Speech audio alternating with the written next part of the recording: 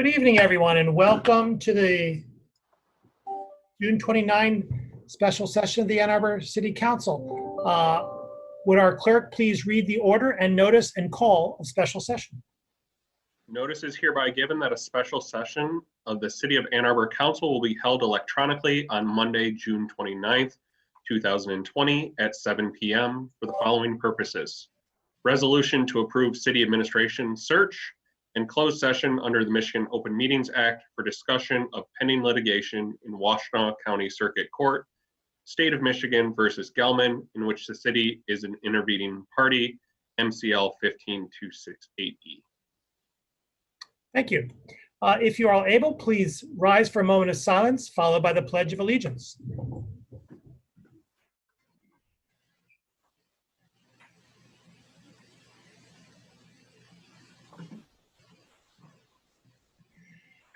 I pledge allegiance to the flag of the United States of America, and to the republic for which it stands, one nation, under God, indivisible, with liberty and justice for all.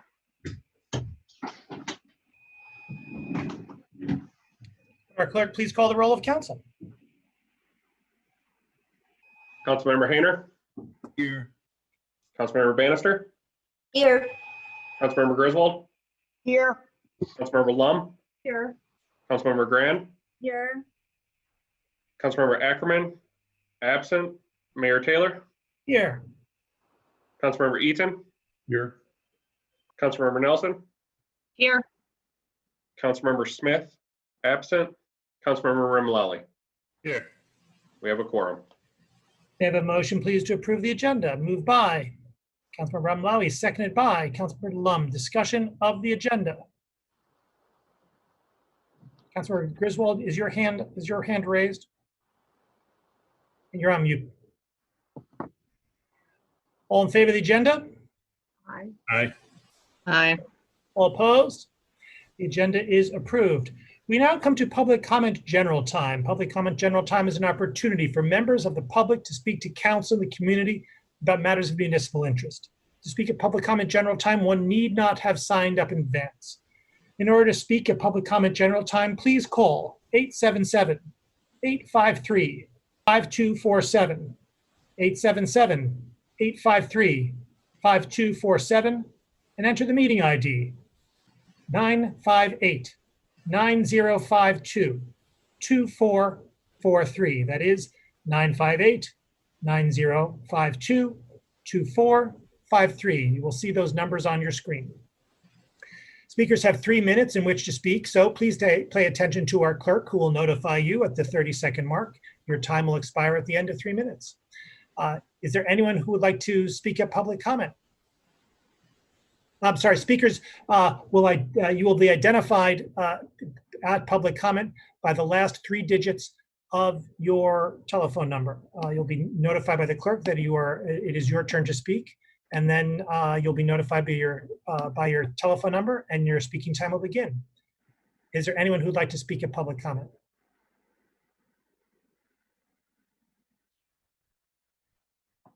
Mayor, we do have one caller on the line, but they do not have their hand raised.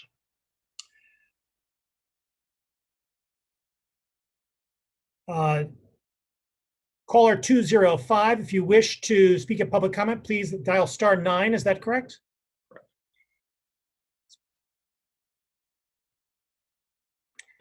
Mr. Garrett, please note.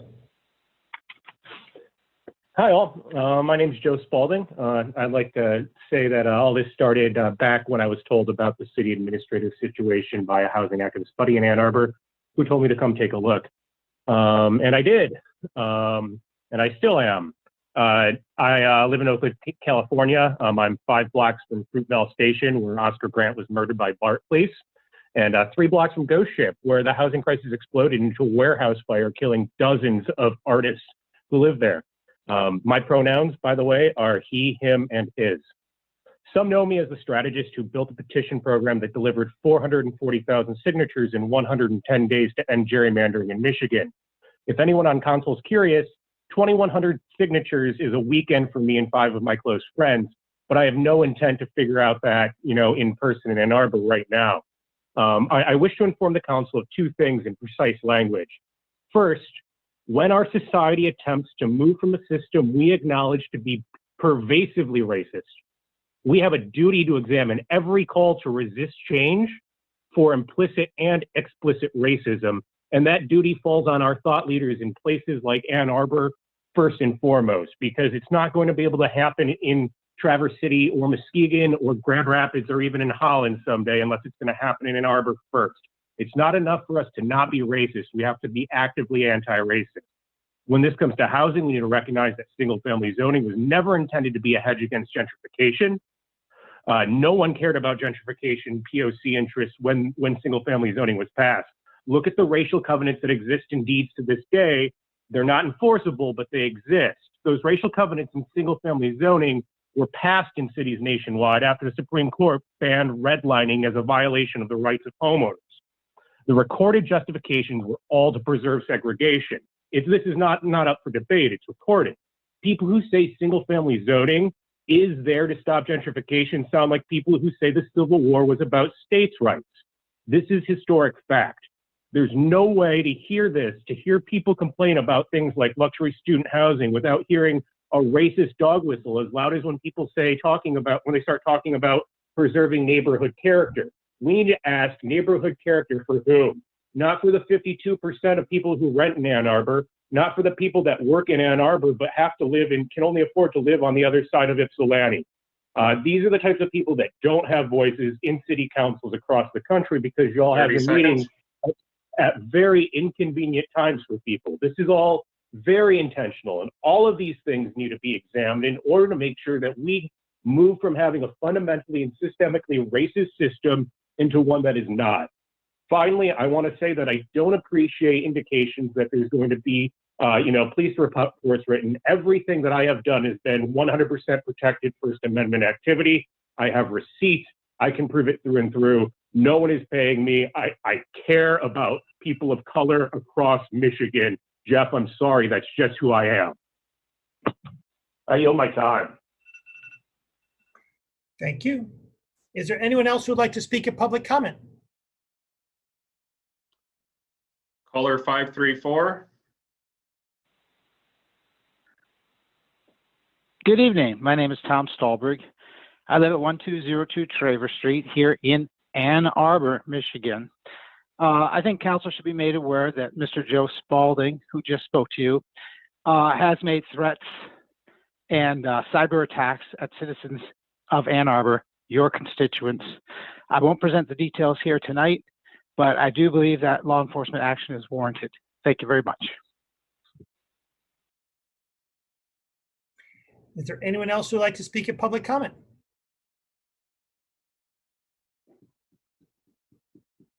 Do not see anyone else. Hearing no one, public comment is closed.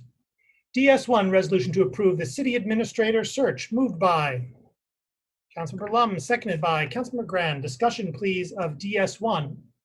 Yes, Mayor, if I could just outline how this came here, and then people on the admin committee certainly can fill that in.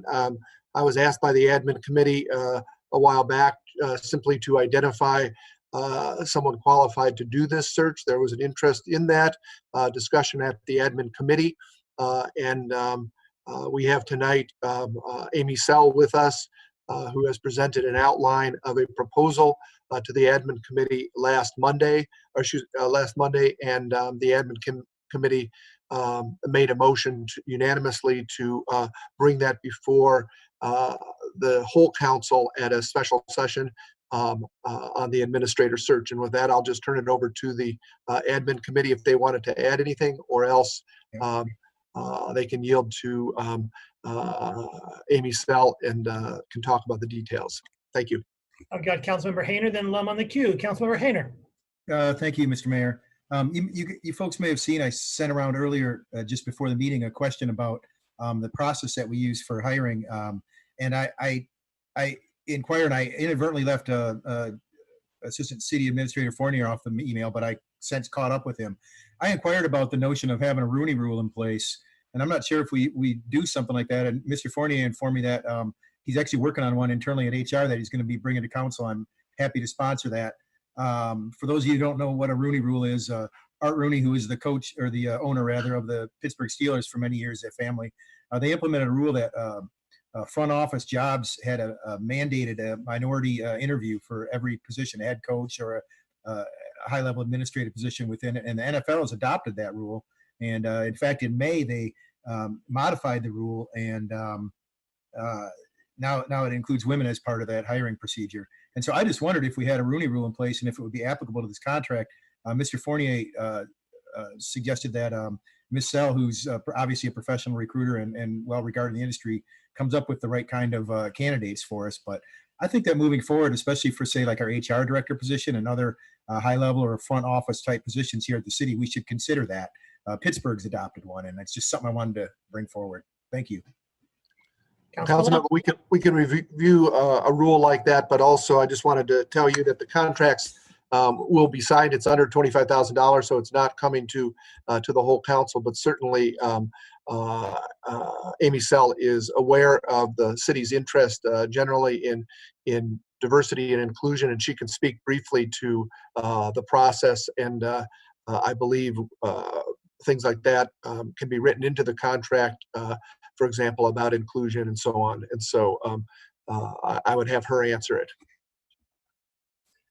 Yeah, Ms. so, Sell, take a crack? Oh. Yes, Ms. Sell. okay.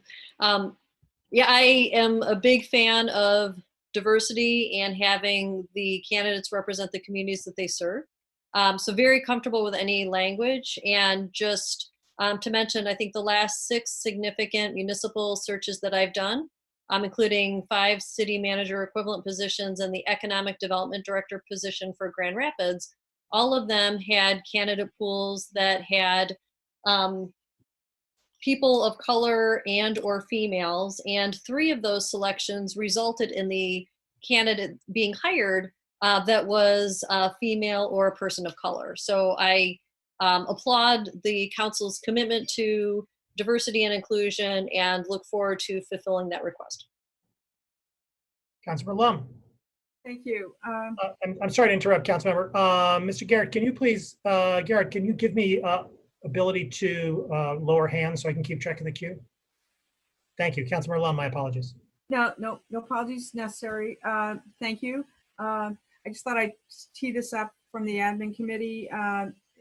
As we all know, this resolution is coming from the Council Administration Committee, which, as a reminder, includes Mayor Taylor and council members Eaton, Grand, Griswold, and me.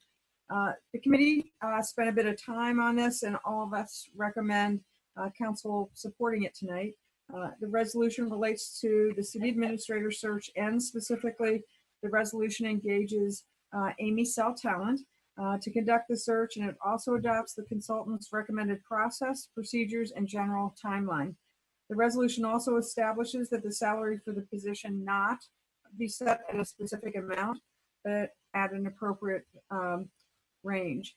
I'll take just a minute to summarize the process envisioned. If this resolution passes, the process of posting and promoting would begin immediately, and applications would be accepted through the end of July. A group of finalists would be selected by the administration committee or by all of council in closed session, and those finalists would then have 3 Zoom interviews on or about August 20th, one with council, one with a group of city staff, and one with a group of community members. A draft list of the staff and community interviewers is included in attachment 1 of the resolution. Attachment 1 also includes more information on the timeline. Attachment 2 is the position description and profile, and attachment 3 is a talent rubric outlining key criteria, desired qualifications, and skills. Again, what we're voting on tonight specifically is to engage Ms. Sell to conduct the search and to endorse the general process and timeline. All of us on the administration committee support engaging Ms. Sell and support the process and timeline that she's outlined with us. And again, we had several meetings and worked on this and reviewed this with her. And this is what we're, again, recommending. We believe it's a very good process that includes the direct participation of both staff and the community. And we believe the timeline is reasonable and appropriate as well. And we hope you'll agree and that we'll all support this tonight. Thanks. Councilmember Griswold. I just want to react to some issues that were raised on social media today and assure the listening audience that the administration committee had a lengthy discussion and we have complete confidence in Amy Sell. She has done this before and I believe that she has a realistic timeline and will accomplish the project satisfactorily within that timeline. Councilmember Ron. Thank you. Just wanted to ask Amy, and I might have missed it, but was she involved in a timeline? Is she feeling comfortable that these fence posts can be met? It's pretty aggressive timeline and a pretty important search. So just wanted to get more comfortable with this timeline and the expectations that we would have. Sure. This is a timeline that or equivalent searches. I found that it's really important to have about 4 weeks to post and promote to the candidate pool. Most candidates will identify that they want to submit within 2 to 3 weeks. So 4 weeks, I think, is a very sufficient timeline. Then it's good for us to have about a week to really process the applicants, because there will be a bunch of people that will come in towards the end, and we want to make sure that we have some time to thoroughly vet and screen them. I will be having a team of about 4 or 5 people that will be kind of all hands on deck during this process. And then we will be providing very thorough vetted candidate information to the council for review. And then we have, or once we will have identified the interview dates, we also share those with the candidates very early on in the process so they can kind of save the date. So that when if they are selected to move forward with the interviews, the scheduling and logistics are a little bit easier, but this is the process and timing that I've used in the past and am very comfortable with it. The risk of stretching out the process is that oftentimes candidates can be engaged with multiple communities, and I don't want to lose out on anyone. So having a streamlined, efficient, and thorough process is definitely something that I try to balance out all those considerations. Thanks. Can I just ask one more question? And that is, how many candidates how many applications do you generally get for a position like this? And we will only see the finalists, the 3 finalists, or are we going to be able to see more that were not? How much information are we going to be given to the ones that don't make it to the final round? Sure. So what I expect this to be an extremely popular search due to the amazing community of Ann Arbor. So my guess from other searches that I've done would be between 100 and 150 applicants. However, when we look at them, many of them won't meet the minimum criteria that have been listed on the talent rubric. Our goal is to present every candidate that meets those minimum requirements to council for decision. Usually that has been about 6 to 8 candidates. And then council has selected between 6 and 2 candidates to move into interviews. And I'm very flexible in terms of having as many candidates as you all feel comfortable moving forward. If I'm on the fence about a candidate, I like council to be the one to make those decisions about who to include. And again, I do look at a variety of factors that have already been discussed in terms of providing you with a broad range of candidates to select from. But if a candidate is clearly not qualified or clearly we don't feel comfortable based on the reference check or background check, a lot of these candidates are living in the public life, so it's pretty easy to find a fair amount of information out on candidates and do a thorough bit of process. So if we feel like somebody doesn't meet the criteria, we will not bring them forward, but everyone that does, we do, to give council the most opportunity to select the next city administrator, excuse me. Councilmember Bannister. Yes. I just had a question before we vote on this. We need to even have a search. Is that, that's a question for the admin committee, that we need to move forward on a whole search, or could we just stick with our existing plan with our intern? Thank you. I guess there is no, you reference a plan, and I'm not aware of any plan. If you have a plan, then let's hear it. In order to get the best person for the job, a organization tends to puts together a fulsome search, and I think that was the sense of the committee. We're an equal opportunity employer. It's important that everybody have an opportunity to apply for this position. It's also important that everybody with whom this person will be working has an opportunity to weigh in and provide their thoughts as to the applicant pool. That includes not just council members who have really only a very limited sense of what the administrator does throughout the community, but the outside evaluators, and perhaps, in my view, most importantly, the views of senior staff who will be working with the administrator on the daily. I think it fairly articulates the administration's committee thoughts.